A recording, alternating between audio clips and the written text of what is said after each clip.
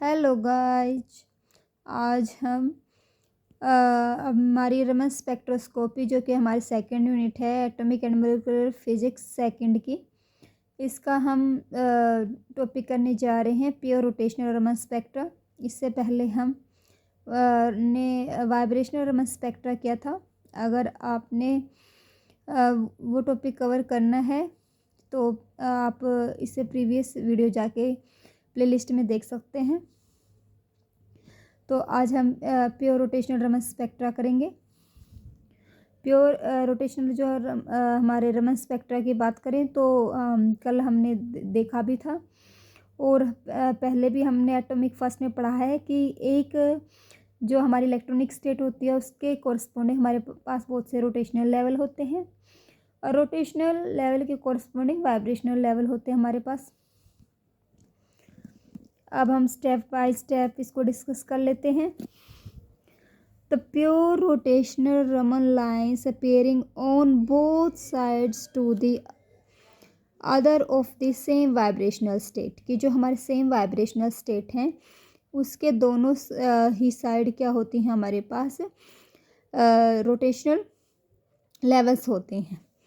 The rotational eigenfunction and induced dipole moment along axis in space helps to drive the spectrum rule कि जो हमारे पास induced dipole moment होती है और जो हमारे पास रोटेशनल लेवल्स आते हैं उसके कॉरस्पॉन्डिंग जो आइगन फंक्शन होते हैं और जो डाइपोल मोमेंट होती है उसकी हेल्प से हम क्या निकाल सकते हैं, स्पेक्ट्रा के लिए रूल ड्राइव कर सकते हैं। The simplest model of the rotating the atomic molecule is that of rigid rotator. जो अगर जैसे हमने वाइब्रेशनल रमन स्पेक्ट्रा डील करने से पहले हमने क्या निकाला था, टर्म वैल्यू निकाली थी, ऐसे ही हम क्या करेंगे, पहले रिजिड रोटेटर को के केस को लेके हम क्या करेंगे, टर्म वैल्यू निकालेंगे। वाइब्रेशनल के केस में हमने सिंपलेस्ट मॉडल लिया था हार्मोनिक ऑक्सीलेटर का और इसके केस में हम लेंगे रिजिड रोटेटर का। तो रिजिड रोटेटर आपको पता ही है, हम एटॉमिक फर्स्ट में भी किया है कि उसके अंदर होता है क्या है कि जो इंटरन्यूक्लियर डिस्टेंस होती है वो फिक्स होती है। Let us consider two atoms of masses m1 and m2। हमने क्या ले लिए, दो एटम्स ले लिए डायटोमिक मॉलिक्यूल में which bounded to form a diatomic molecule. दोनों ही मिलके क्या बना रहे हैं, हमारे डायटोमिक मॉलिक्यूल बना रहे हैं। ये इधर हम दिखा रखे हैं कि m1 ये है, m2 ये है, दोनों के बीच की डिस्टेंस तो r है और यहाँ C is the centre of मास। इससे अगर m1 की बात करें तो r1 डिस्टेंस पे है ये, और centre of distance centre of mass से अगर m2 की बात करें तो r2 से है। Let r1 and r2 be the distance between the centre of gravity. हम इंट्रोड्यूस करेंगे जो हमने फिगर में दिखाया है उनको। And mass m1 and m2 respectively, मतलब r1 एंड r2 किसके डिस्टेंस है, मास m1 एंड m2 की फ्रॉम C से, सेंटर ऑफ ग्रेविटी या सेंटर ऑफ मास से। And the distance between both masses m1 and m2 में क्या डिस्टेंस बताई थी हमने, r। The system is capable to rotate about an axis passing through the centre of mass. कि जो हमारा जो सिस्टम है जो हमने दिखा रखा है इधर कि ये क्या है, कैपेबल है, ये रोटेट कर सकते हैं। अगर इस एक्सिस, जो एक्सिस कहाँ से पास होती है, सेंटर ऑफ ग्रेविटी से पास होती है, सेंटर ऑफ मास से पास होती है, उस एक्सिस के अबाउट हम क्या कर सकते हैं, कैपेबल है इसको एटॉमिक मॉलिक्यूल को रोटेट करने में। और जो एक्सिस जिसके अबाउट रोटेट करेंगे वो कहाँ से पास होगी, सेंटर ऑफ मास से पास होगी और परपेंडिकुलर किसके होगी, इंटरन्यूक्लियर डिस्टेंस के। जैसा कि यहाँ दिखाया भी गया है कि ये सेंटर ऑफ मास से पास होगी और परपेंडिकुलर है, आपको जैसा दिखाई दे रहा है कि आर के क्या है, परपेंडिकुलर है। By the definition of centre of मास, जैसे आपको पता ही सेंटर ऑफ मास क्या होता है कि जो मतलब सेंटर ऑफ मास क्या होता है, बीच में एग्जिस्ट है, तो क्या हो जाएगी उसकी डिस्टेंस जो m1 के से और m2 से क्या है, इक्वल है, तो m1 r1 is equal to क्या कर लेंगे हम, m2 r2 कर देंगे। तो क्या हो जाएगा यहाँ से और हमें पता है कि इसको हमने इक्वेशन हमने दिया 1 और हमें पता है कि R1 प्लस R2 हमारे पास R के बराबर है। यहाँ से हम चाहें तो आप चाहें पहले R1 निकाल लीजिए या R2 निकाल लीजिए, दोनों ही सेम ही वैल्यू आएगी। R1 निकाल लिया है यहाँ से हमने, तो R1 की वैल्यू क्या आ जाएगी, R minus R2 using in equation 1। अब इसमें यूज कर लेनी है आपको R1 की वैल्यू। तो हमने क्या किया, M2 R2 हमारा सेम और M1 R1 की जगह पे हमने क्या रख दिया, R माइनस R2। यहाँ से हमारा क्या आ जाएगा, अब हम R2 की वैल्यू निकाल लेंगे तो क्या आ जाएगा, M1 into R by M2 plus M1। तो ऐसे ही सिमिलरली हम क्या लिख देंगे, R1 की वैल्यू लिख देंगे। R1 की वैल्यू आ जाएगी हमारे पास M2 R by M1 plus M2। अब हमें पता है कि moment of inertia about this axis क्या होगी, जिस हमारे पास मोमेंट ऑफ इनर्शिया होती है m इंटू आर की square, where r is the radius of gyration and is the mass of the body.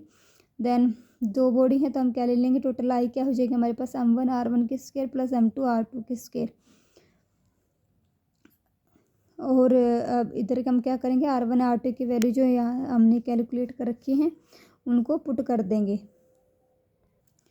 तो हमारे पास आई बन जाएगा M1 into M2 by M1 plus M2 का whole square into r square, M2 into M1 by M1 plus M2 का whole square by r square into r square. तो इधर से हम क्या लेंगे, M1 M2 कॉमन ले लेते हैं। M1 M2 कॉमन लेने के बाद इधर तो हमारे पास M2 बच जाएगा, इधर हमारे पास M1 बच जाएगा, नीचे क्या बचेगा M1 प्लस M2 का होल स्केयर और आर स्केयर भी हमने कॉमन ले लिया। तो इधर से क्या हो जाएगा, स्केयर से एक कैंसिल हो जाएगा ऊपर वाला, तो हमारे पास बच जाएगा M1 M2 by M1 plus M2 into r square.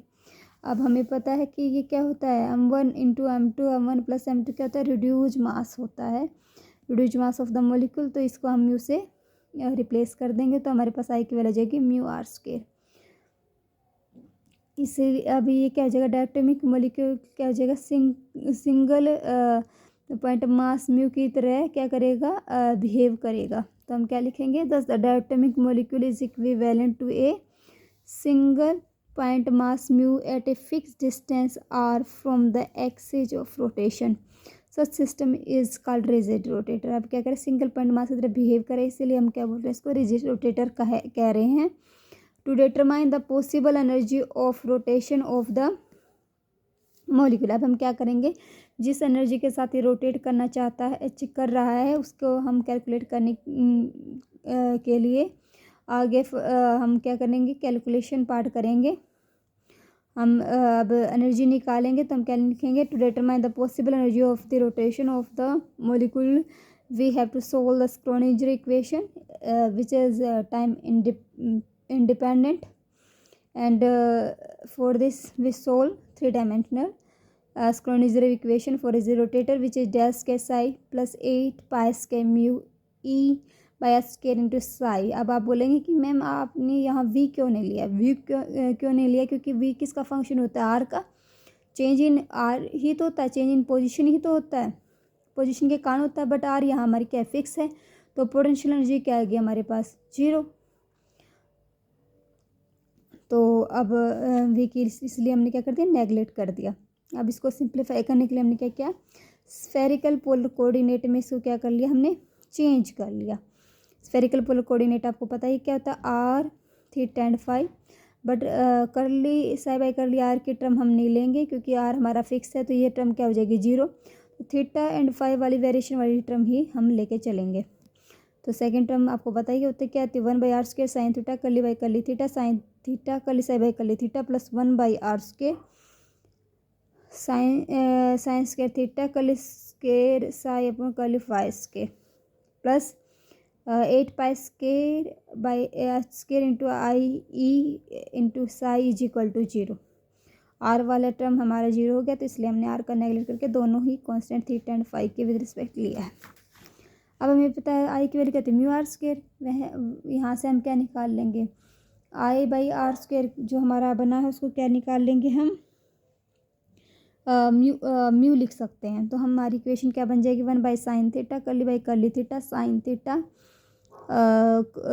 करली psi by curly theta plus 1 by sine square theta curly square psi upon curly phi square plus 8 pi square I E by H square psi. तो इधर हमने जो mu introduce कर रखा था हमने, उधर क्या कर देंगे हम आई ही रखेंगे, और जब हमें अगर म्यू की जरूरत होगी तो हम उसको म्यू को रिप्लेस कर सकते हैं I by R square is equal to mu से। हेयर साइज फंक्शन ऑफ, इधर साई किसका फंक्शन है, एक तो थीटा का फंक्शन है, एक फाई का फंक्शन है। तो हम वेरिएबल सेपरेबल मेथड लगाने के लिए इसको कंपोजिट फंक्शन किसका मानेंगे, मैंने यहाँ थीटा को बड़े वाले थीटा को स्मॉल थीटा का फंक्शन माना है, बड़ी फाई को स्मॉल फाई का फंक्शन माना है। तो जहाँ जहाँ हमारी साई उधर क्या रख देंगे हम, बड़ा थीटा और बड़ी फाई। तो आपको पता 1/sin थीटा, अब हमारा क्या हो जाएगा, इधर साई की वैल्यू रखेंगे तो क्या जाएगा थीटा एंड फाई, बट किसके रिस्पेक्ट करेंगे थीटा। तो इधर साई क्या करेगी, कांस्टेंट वर्क करेगी, तो हम बाहर निकाल लेंगे। ऐसे ही अगर फाई के रिस्पेक्ट में करेंगे तो हमारा theta as a constant work करेगा, तो उसको बाहर निकाल लेंगे। तो हमने इसीलिए फर्स्ट थीटा के रिस्पेक्ट में तो हमने साई को एज ए कांस्टेंट बाहर निकाली, और साइन थीटा कर ली साई। साई की जगह अब किसका थीटा, सिर्फ बड़ा वाला थीटा ही स्मॉल थीटा का फंक्शन है, तो हमने क्या कर दिया बड़ा वाला थीटा ही रखा, तो और फाई साई को बाहर निकाल दिया। तो कर ली बाई थीटा बाई कर ली थीटा, ये हमारा बिग थीटा है। और ऐसे ही साई के रिस्पेक्ट में करेंगे तो क्या हो जाएगा हमारा जो फाई के रिस्पेक्ट में किया, तो हमने क्या किया बड़ा वाला थीटा एज ए कांस्टेंट बाहर निकाल दिया, बाई साइन स्क्वायर थीटा कर ली स्क्वायर फाई अपॉन कर ली फाई स्क्वायर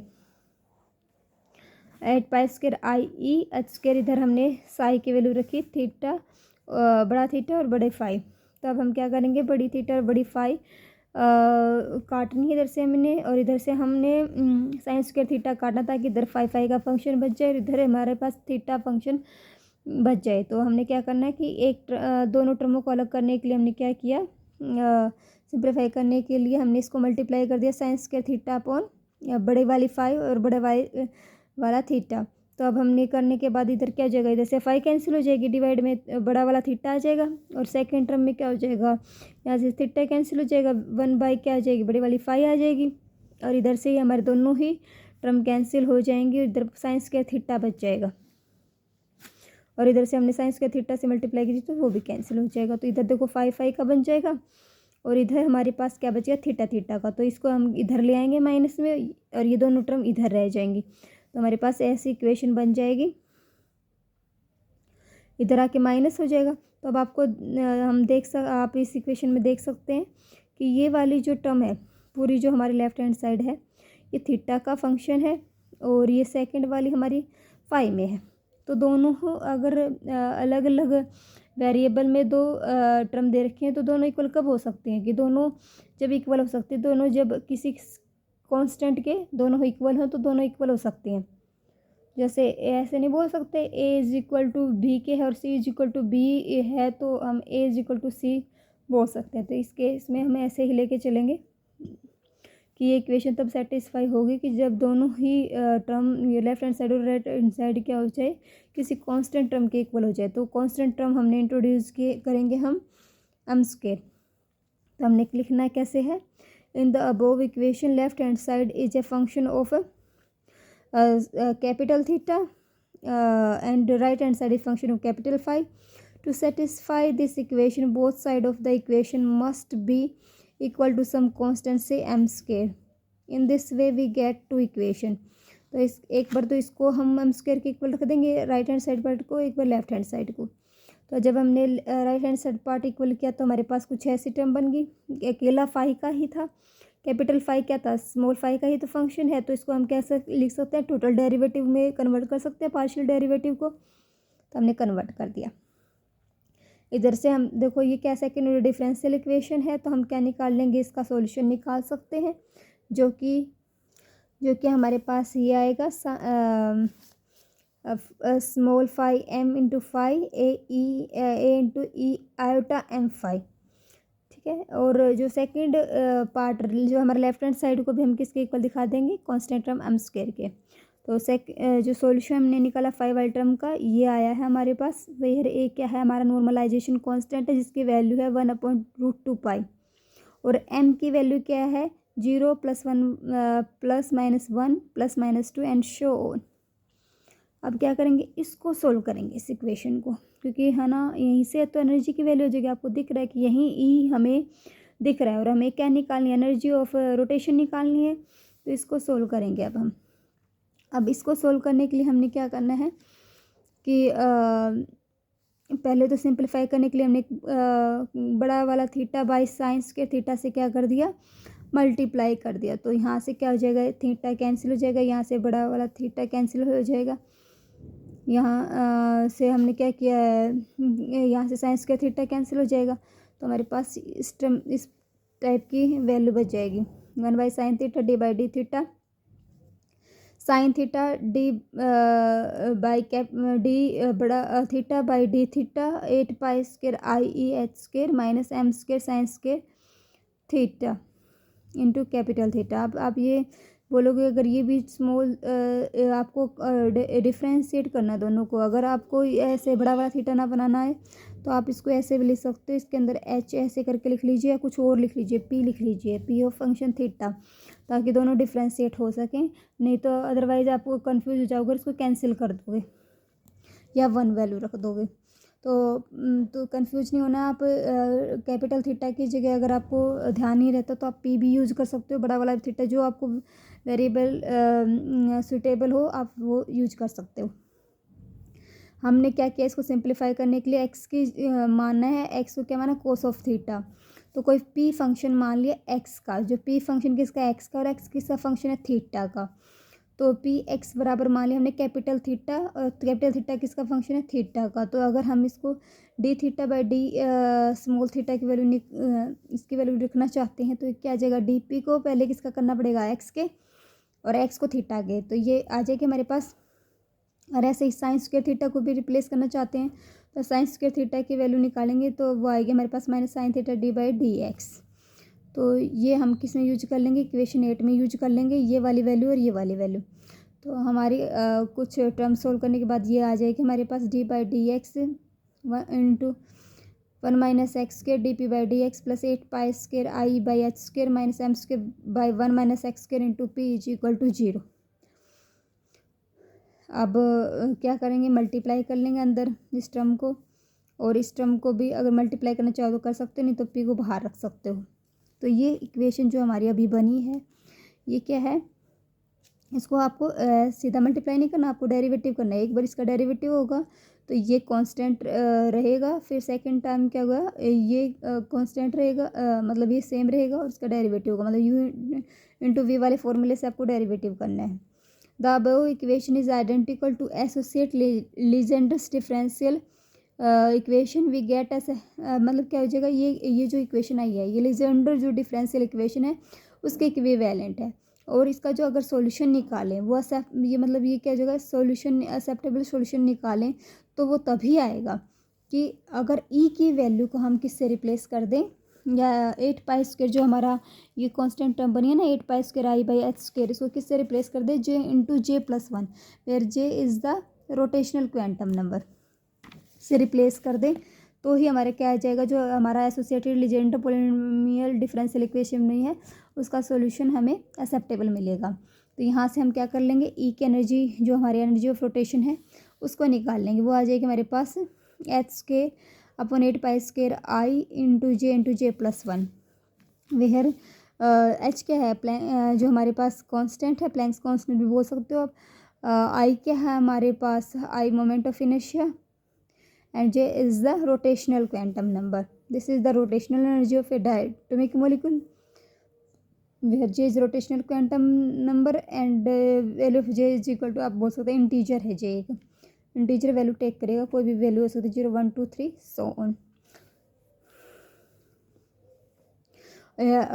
जैसे कि आपको मैंने बताया कि J की क्या होगी, इंटीग्रल वैल्यू होगी, तो रोटेटर क्या होगी, रोटेटर के discrete set of energy levels होंगे, तो अलग अलग एनर्जी लेवल होंगे फॉर किसके लिए, जे के, उसके लिए रोटेटर के लिए।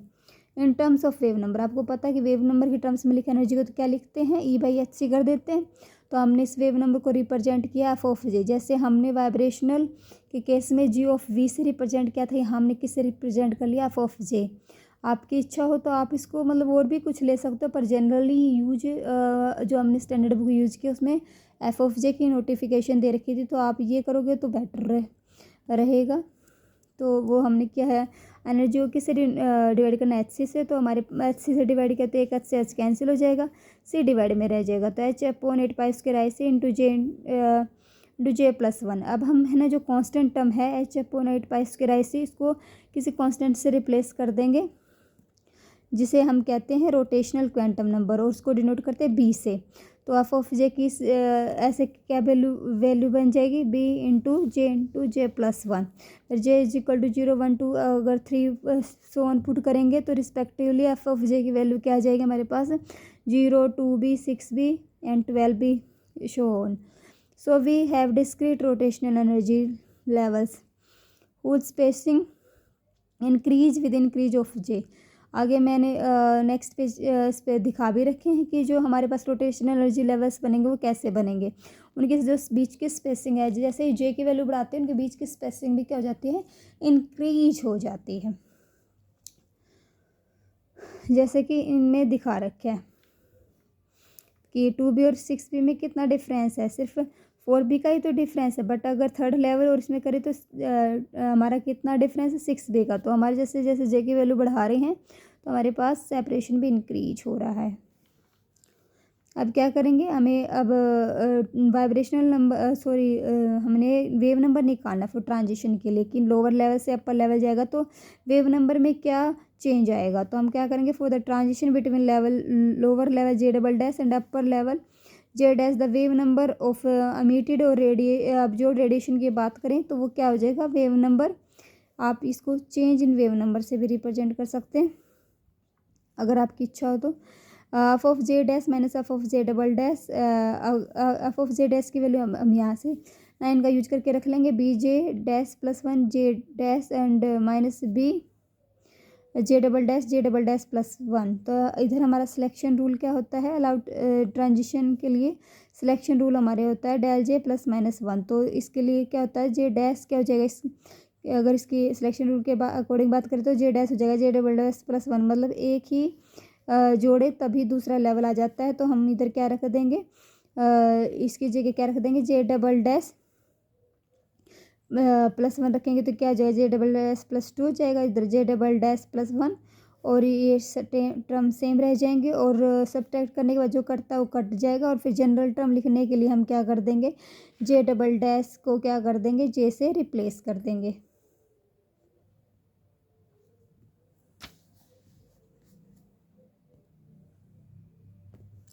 तो हमारे पास क्या आ जाएगा, जो वेव नंबर है वो आ जाएगा 2bj इंटू जे प्लस 1। ये हमारे पास वेव नंबर वैल्यू आ जाएगी। जब हम जे की value 0 1 2 put and 3 and show on put करेंगे तो wave number change in wave number क्या आ जाएगा हमारे पास, चेंज इन वेव नंबर क्या आ जाएगा, 2b 4b 6b। तो इस ये क्या दिखा रहा है, अब हमारा ऑब्जर्वेशन स्पेक्ट्रा की बात करें तो सीरीज क्या है, उनके बीच में सेपरेशन क्या आ रहा है, 2b का आ रहा है। इसका मतलब क्या है कि जो हमारा ऑब्जर्वेशन स्पेक्ट्रम की बात करें तो उनके वो जो लेवल होंगे वो इक्विडिस्टेंस होंगे और उनमें कांस्टेंट सेपरेशन होगा 2b का। तो ये देखो हमने किसकी बात करी है, इंफ्रारेड में बात की ना, 2b का है। अब हम रमन में बात करेंगे तो ये नियरली 2 टाइम्स हो जाएगा।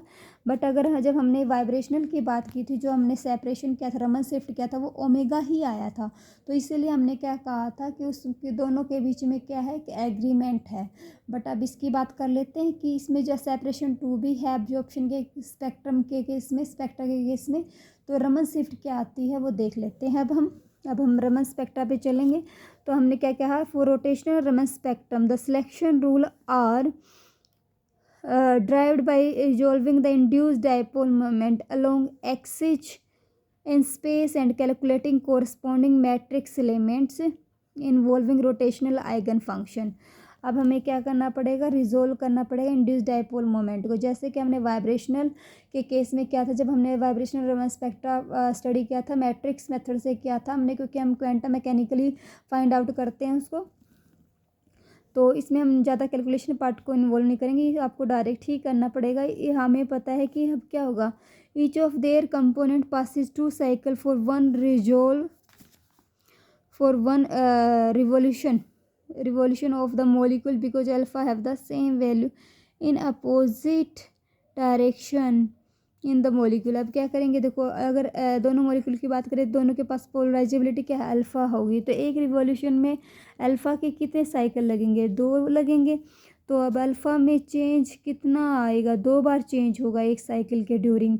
तो हमारे पास जो मैट्रिक्स एलिमेंट्स आएंगे वो नॉन जीरो तभी होंगे, जैसे हमने उसमें बात की थी वाइब्रेशनल में, तो हमने मैट्रिक्स एलिमेंट्स को बताया था कि नॉन जीरो कब होंगे, तभी उसके अकॉर्डिंग हमने सिलेक्शन रूल फाइंड आउट किया था। तो इसमें हम मैट्रिक्स एलिमेंट को डायरेक्ट ही बता देंगे कि मैट्रिक्स एलिमेंट्स क्या होंगे, नॉन जीरो जब होंगे। फर्स्ट टर्म की बात करें तो वाइब्रेशनल में जैसे हमने बात की थी, तो उधर वी डैश लिया था, बस इधर क्या है हम जे डैश ले रहे हैं क्योंकि हमने रोटेशन की बात कर रहे हैं। तो मैट्रिक्स एलिमेंट्स फर्स्ट वाला तो जब जीरो नॉन जीरो आएगा जब J dash is equal to J double dash आए, और सेकंड वाला जब आएगा जब J double dash plus 2 is equal to J dash आए। तो ये तो हमारे रिले लाइन के कोरस्पॉन्डिंग हो जाएगा, और ये हमारे क्या देगा, रमन शिफ्ट देगा या रमन लाइन्स देगा। ये आप बोलो क्योंकि मैम होता तो +1 के इक्वल है, पर +2 क्या है, क्योंकि हमारी अल्फ़ा क्या हो रही है, एक साइकिल में 2 बार चेंज हो रही है। Let's the selection rule, del j is equal to 0, ये तो del j is equal to 0 है, तो ये रिले लाइन के कोरस्पॉन्डिंग, जैसे उधर आता del v is equal to 0, हमारी रिले लाइन के कोरस्पॉन्डिंग आता del v is equal to +-1 हमारे रमन लाइन के कोरस्पॉन्डिंग आता वाइब्रेशन में। तो ऐसे ही हमारे पास आ जाएगा del j is equal to +-2 हमारा आ जाएगा रमन लाइन्स के कोरस्पॉन्डिंग। तो ट्रांजिशन जे से अगर हम बात करें, जे से कहाँ पे ट्रांजिशन होगी, जे +2 लेवल पे ट्रांजिशन होगी। तो जब अपर जाएंगे तो हमारी जो अब्जॉर्प्शन के केस की बात करेंगे तो हमारे पास क्या जो स्टोक रोटेशनल रमन लाइन्स आ जाएंगे। वाइल द रोटेशन ट्रांजिशन की बात करें, जे +2 से ऊपर से नीचे आ रहे हैं एक्साइटिंग के थ्रू, तो क्या आ जाएगा, एंटी स्टोक रमन्स लाइन मिलेंगी इस ट्रांजिशन के थ्रू हमें। तो selection rule of the spectrum different from the far infrared spectrum. Far infrared spectrum की बात करें तो हमारे पास था del j is equal to +-1 था, तो उससे तो डिफरेंट ही आया, हमारे पास आया क्या है, del j is equal to क्या है, +-2 आया है। तो at the room temperature molecule has a different j value due to which we obtain number of Stokes as well as anti Stokes line of comparable intensity की। ये है कि अलग अलग रूम टेम्परेचर की बात करें तो हमारे पास जे के जो वैल्यू जाएंगी, जे की जो वैल्यू जाएंगी वो अलग अलग आएंगी, और तो इसीलिए हमें क्या हो जाएगा, स्टोक भी जो हमें मिलेंगी, स्टोक और एंटी स्टोक लाइन्स मिलेंगे वो डिफरेंट इंटेंसिटी की मिलेंगी और कंपेरेबल इंटेंसिटी की मिलेंगी। ये हमने दिखा रखे है जो मैंने रोटेशनल रमन स्पेक्ट्रा दिखा रखे हैं एंटी स्टोक और स्टोक लाइन को रिप्रेजेंट करने के लिए। हमने कहा था स्टोक लाइन कब होगी, जब जे से J+2 पे ट्रांजिशन होगी, और एंटी स्टोक कब होगी, जब J+2 से J पे ट्रांजिशन होगी। तो हमने ये जे की वैल्यू दिखा रखी, 0 1 2 3 4 5 6 जे की वैल्यू है। और इधर हमारा अगर एक्स एक्सिस की बात करें तो चेंज इन वेव नंबर ले रखे हैं हमने। तो ये देखो सेपरेशन दे रहा है हमारे पास, जैसे हमने बात की थी कि हमारे पास जो फर्स्ट शिफ्ट है ये आगे आएगा, हमें आगे पढ़ेंगे कि ये चेंज क्या आ रहा है, हमारा रमन शिफ्ट क्या आया है, ये हम बाद में पढ़ेंगे। अभी हम डायग्राम देख लेते हैं, बाद में इसको रमन शिफ्ट निकालने के बाद दोबारा डिस्कस कर लेंगे ये सेपरेशन अलग अलग क्यों है। तो अब हमने जैसे बात किया है कि हमारे पास जो रमन शिफ्ट जो रमन लाइन्स आ रही थी वो किसके कोरस्पॉन्डिंग थी, सिलेक्शन रूल के del j is equal to +-2। तो अब रोटेशनल जो रमन लाइन्स है उसके कोरस्पॉन्डिंग वेव नंबर क्या हो जाएगा हमारे पास, न्यू बार रमन न्यू बार +-F(j+2 -F(j)। ये तो देखो हमें पता है कि से जैसे हमने वाइब्रेशनल में भी किया था, उधर क्या था, बस जी था, इधर F की वैल्यू कर रहे हैं, उधर हमारे पास ट्रांजिशन सिलेक्शन रूल +-1 ही आया था, तो सेम ही रह गया था अप्रोक्सीमेटली, पर इधर ही हमारे रोटेशनल में ही चेंज आया है। Put value of F(j) from equation 9। अब F(j) की वैल्यू हम जो इक्वेशन 9 करके आए हैं उधर से हम क्या कर देंगे, इधर पुट कर देंगे। तो अब क्या होती है F(j) की value, B J into J+1, तो उधर से हम वैल्यू पुट कर देंगे, तो J+2 J+3, तो F(j) की वैल्यू पुट कर देंगे, जो कैंसिल होता है वो कैंसिल कर देंगे, तो ये बचेगा हमारे पास 4bj + 6b। तो 4b हमने कॉमन ले लिया, nu bar Raman is equal to nu bar +-4bj + 3/2। तो अब न्यू बार तो हमें पता है वेव नंबर कोरस्पॉन्डिंग टू क्या होता है, रिले लाइन होता है, जो कि हमारे selection rule del j is equal to 0 से आता है। और रोटेशनल रमन शिफ्ट क्या हो जाएगी हमारी, रोटेशनल रमन शिफ्ट हो जाएगी हमारे पास 4bj + 3/2, जो कि हमारा किस में प्लस माइनस आता है, जो हमारी जो रेली लाइन की वेव नंबर में क्या होता है, प्लस होता है, तो हमारे पास आ जाता है हमारे पास Stokes line anti Stokes line, और माइनस होता तो हमारे पास किसके कॉरस्पॉन्डिंग होता है, स्टोक लाइन के कॉरस्पॉन्डिंग होता है। तो अगर हम बात करें, अगर इधर हम ये हमारे पास क्या गया, रमन शिफ्ट आ गया, इधर अब बी की वैल्यू रखें तो हमारे पास सेपरेशन क्या है, फर्स्ट जो आया है हमारे 0 रखने पे हमारे पास 6 भी है, पर जब 1 रखेंगे तो 10 भी 4 भी, तो अब पहले से जो चेंज है 0 से चेंज है वो 6 भी का है, और बाद में क्या हो रहा है हमारे पास स्पेसिंग सेम आ रही है। तो यही मैंने बताया था कि ये हम बाद में डिस्कस करेंगे। तो देखो पहले से जो मिड से हमारी सेपरेशन है फर्स्ट स्टोक लाइन का या एंटी स्टोक लाइन, ये हमारी क्या है, इधर हमारी क्या मिलेगी, रिले लाइन बनेगी, ये हमारी क्या है, रिले लाइन है। रिले लाइन से जो हमारी फर्स्ट स्टोक लाइन की सेपरेशन है वो 6 बी का है, और एंटी स्टोक की भी बात करें तो 6 बी का है, बट जो कोरस्पॉन्डिंग फिर क्या आएंगी हमारी, जो एंटी स्टोक लाइन्स फर्दर आएंगे और जो हमारी स्टोक लाइन्स आएंगी उनके बीच में सेपरेशन क्या रहेगा, 4b का रहेगा। तो अगर इसके बाद दूसरी स्टोक लाइन से एंटी स्टोक लाइन से इस एंटी स्टोक लाइन की बात करें तो यहाँ भी 4b है, इधर भी 4b है। तो ये बात है कि रिले लाइन से पहली स्टोक लाइन का 6b और दूसरे में 4b, ऐसे ही हमारा एंटी स्टोक के साथ है। तो ये हमने कर लिया, तो अब हम फिनिशिंग देंगे इसको। दस the pure rotational Raman spectrum is consist A series of equidistance line. तो अभी देखो पहले से जो हमारी लाइन है रिले लाइन उससे जो 6 पे है, पर बाद में जो रमन लाइन्स आ रही हैं वो क्या है, इक्विडिस्टेंट है, और उनमें कांस्टेंट सेपरेशन है, वो कितना है हमारा 4b का है। Series of equidistance line on either side of exciting line having a separation between successive Raman lines की बात कर ले तो 4b में है, जो सक्सेसिव रमन लाइंस आएंगे उनमें कितना 4b, चाहे वो एंटी स्टोक हो चाहे स्टोक हो। The Raman separation is nearly twice as that in the far infrared spectrum of the same molecule. अब हमने सेपरेशन किया है तो कितना है 4b का है, और जो हमने नियर इंफ्रारेड स्पेक्ट्रा की बात करें, सिंपल रोटेशनल लेवल की रोटेशनल स्पेक्ट्रा की बात करें तो कितना सेपरेशन 2b का था।